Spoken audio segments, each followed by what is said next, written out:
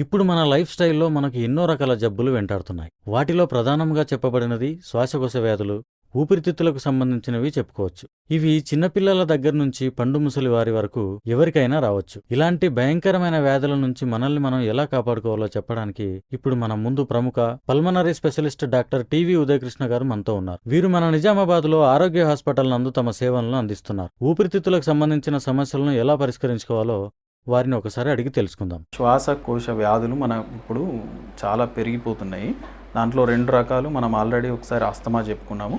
రెండవది ఏంటంటే పొగ తాగేవారి లోపల, కొంతమంది ఇండస్ట్రీస్లో వర్క్ చేసే వాళ్ళ లోపల, డ్రైవర్స్ లోపల, ట్రాఫిక్ కానిస్టేబుల్స్ లోపల, వీళ్ళంతా ఏంటంటే రోజు దుమ్ముకు, ధూళికి, వాహనాల నుండి వచ్చే పొగకు వీళ్ళు ఎక్స్పోజ్ కావడం వల్ల వీళ్ళ లోపల ఇంకో రకమైన శ్వాసకోశ సంబంధిత వ్యాధి రావచ్చు. దాన్ని మనం సిఓపిడి అంటాము, క్రానిక్ అబ్స్ట్రక్టివ్ పల్మనరీ డిసీజ్.